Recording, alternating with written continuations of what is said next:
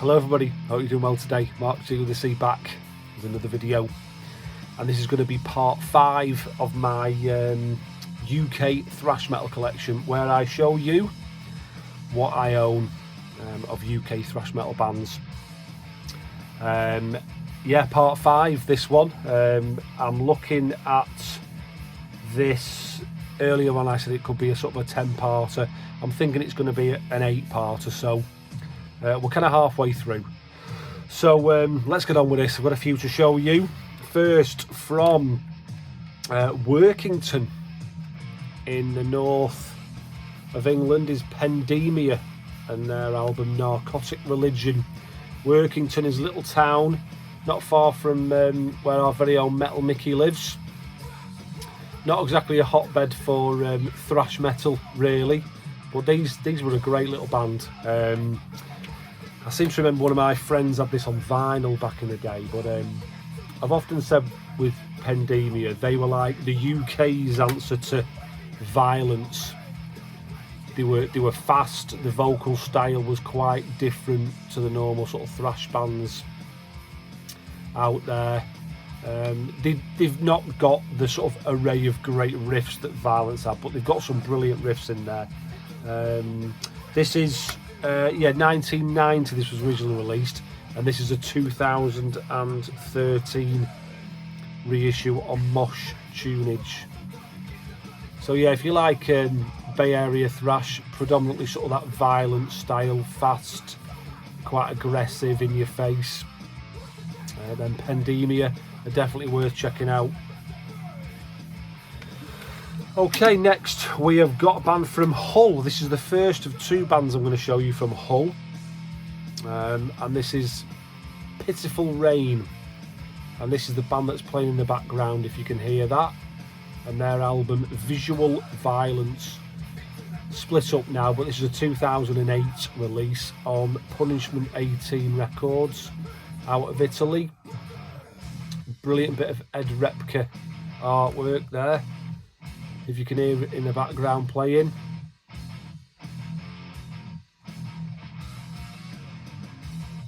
Nice melodic. It's modern, it's 2008, so it's kind of modern thrash metal. I like that little bit on the inside there, British thrash metal. Like I say, they are no, or if I did say I can't remember, but they aren't together anymore. They split up, unfortunately. They are very Bay Area influenced thrash metal, which a lot of UK thrash metal bands were. They've got more of a sort of Exodus sort of feel to me, especially with the vocal style, but anything with a bit of Ed Repka artwork is gonna pique my interest instantly. But yeah, Pitiful Rain and Visual Violence, that's what's playing in the background, if I didn't say already. So next we have got a band from Western Supermare, and I came across this album purely by accident, really, and I was out in Manchester and I saw this in a shop. The artwork sort of intrigued me. It was cheap, so I thought I'll have it, and it turns out to be a belter. This is the band Purgatory and their Demon Days, but sort of demo days. So I don't know if they ever released a full-length album. This is a Mosh Tunage release from 2014 of a 1988 and a 1989 demos. This is very different for a UK thrash band. This has got that Teutonic German thrash metal sound all over it, very reminiscent of Tankard, and even sort of on a vocal level a bit like Rage. I know Rage weren't classed as thrash metal, but you know, the early stuff was between power metal and thrash metal. But yeah, a band I wasn't aware of back in the day, back in 88 and 89, so I was really happy to come across this, and this is definitely one of those hidden gems, which is kind of my idea behind this whole series, was to maybe show people from the UK as well, but people from all over the world, some of the sort of little hidden gems of UK thrash and I mean, these are that hidden. They're hidden from a lot of us English thrash fans. So if they're hidden from us, then they're going to be hidden from people in all the four corners of the world, aren't they? But yeah, Purgatory, like I say, a real sort of, you know, a lot of UK thrash was very influenced by the Bay Area. So these are definitely influenced by the German style. But yeah, Purgatory and Demon Days, Demo Days. Right, next up, and this is a band who are, I'm going to show you a bit of vinyl first, who are probably one of the cream of the crop when it comes to UK thrash metal bands. And this is the second band from Hull. This is Re-animator and their debut EP, Deny Reality. I could not get enough of this when I first heard it. Just brilliant. They were very prevalent in the scene back in the day. Played a lot with Acid Rain, Low Mo Death. They were a busy band when it came to playing live. Unfortunately, never got to see them. But again, you know, heavily sort of Bay Area influenced, but they had that sort of unique British sort of charm to them. This is what year is this? I wrote it down. 1989 this was released. 6 tracks. Really good. You know, like I say, sort of influenced by the Bay Area, so a nice amount of melody in there, but that sort of aggressive, driving, sort of pummeling English style. And that was followed up in 1990 by their full-length Condemned to Eternity. Is that right? Yeah, Condemned to Eternity. Also features the Deny Reality EP on there. This is a Craze reissue. There you can see the Deny Reality artwork. This is solid, really solid. Leaving off from where Deny Reality started. Again, like I say, very sort of Bay Area. I mean, even the picture on the back, it's not quite the Golden Gate Bridge, but that's the Humber Bridge, I do believe, in Hull. But yeah, really real melodic, like I say. It's got that, probably leaning towards maybe early Metallica, early Testament sort of style. This is the Craze reissue. I've not got the original Under One Flag version. I've also got I presume it's a bootleg, but it's got Music for Nations, but it's like a Japanese bootleg. This still sounds good.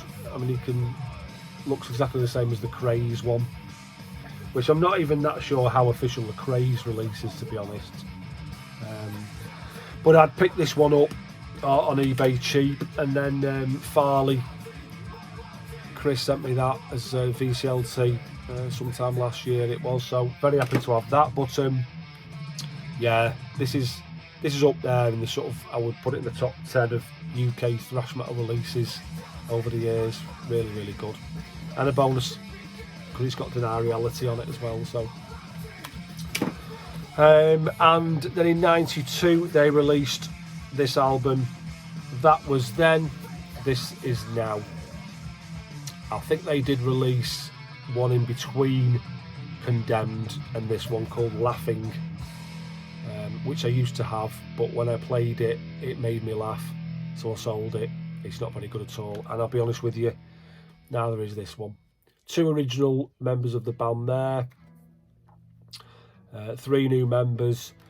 They had changed from great thrash into more, you know, sort of, I don't know, grunge was becoming a thing, groove metal was becoming a thing, and they just mellowed out and changed, and it really wasn't for me. I'll be honest with you, I would like to get Laughing on CD again to have in my collection. because this isn't one that I'm ever going to play really, because it's not my thing, but it is a nice piece off my collection. Being the collector I am, it's obviously a problem. Right, okay, so this next band, now this is one of those bands that sort of bridge that gap between thrash metal and death metal, and sorry about my itchy nose, I really do apologise. It doesn't look very good on camera, does it? I suppose as long as I don't pick it, we'll be alright. My band Enchantment, we played with these guys live, so I got to know them on a sort of personal level, especially the singer and the bass player. So I wanted to include them because, like I say, they bridge that gap between sort of thrash and death metal. And this is a band from Newcastle. This is their demo from 1992, and it's The Rain and This Silent Nation. Really solid, like I say, sort of those death metal sort of sensibilities, but because of the sound and the melodicness of the guitar work and the way the sort of guitar sounded, it's got thrash metal all over it. I mean, the vocals are a bit more growling, a bit more death metal, but yeah, they were a great band. I think that's H.R. Geiger artwork on the front. Let me show you the inside of this. It just comes on a TDK 90 tape, but it's got a nice professional J card in there. 4 tracks, like I say, from 92, was it? Did I give you the year? Yeah, I did. And lyrics on the inside there. Nice little job. So when they released their first album, they dropped the from the name of the band, and they were just called Rain. Again, some nice H.R. Geiger artwork on the front. This is from 94, their album Embrace. I really like this album. There's the guy. These two guys were really approachable, really nice and friendly. Got on with these guys really good. It's a shame we never played with them more, to be honest, because it was always a good excuse to meet up and have a few beers. But yeah, really solid, like I say, thrash metal sort of teetering onto death metal. And I think because of John's vocals, more of a growly sort of rough style that lean towards that death metal side. But yeah, this was released on Mausoleum Records. That was followed up in 95, is it? 96, by their second album Exit Clause. Now this is more leaning towards groove metal, I would say, more than that sort of thrash death metal style. It definitely had a more Pantera, shall we say, sort of influence to it. And you know, 96, thrash metal had all but disappeared, I suppose, hadn't it, really, because of the way the sort of genre had gone on, and it's just the way it is, and it moves along quickly. So these guys were adapting, I suppose, to their surroundings. But yes, it's a solid release. If you like Pantera, if you like bands like Earth Crisis, that kind of thing, you'll enjoy this. And their last release before they split, and this is from 98, is it? And this is Control Over Anger. They've lost the logo. It's that sort of computer generated artwork. This is not one that I listen to very often, but again, I like it for the collection. You've got the logo on the inside there. Why they've hidden that away, I don't know. But yeah, his hair's a bit shorter there, John, isn't it? He's suffering with the same issue that I am. But yeah, again, this is your groove metal. You know, the good riffs, but they're those kind of riffs that are not based around anything more. It's not like the type of riffs they're playing let me explain myself properly.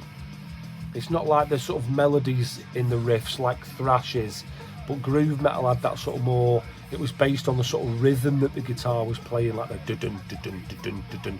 They could just be playing an E chord, dun dun dun dun dun dun dun dun dun dun, and that's what it's like. So it's not as memorable as their earlier stuff. Still nice off the collection.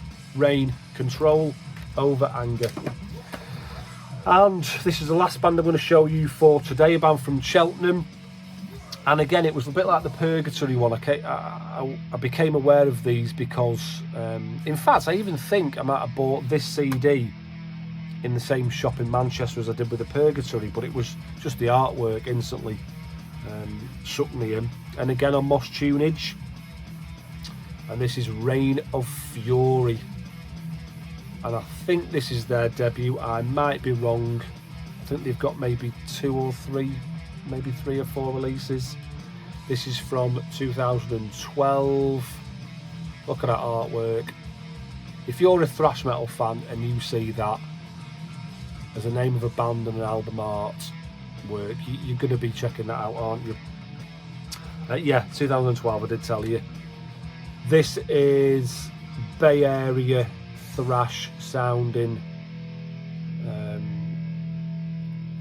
thrash.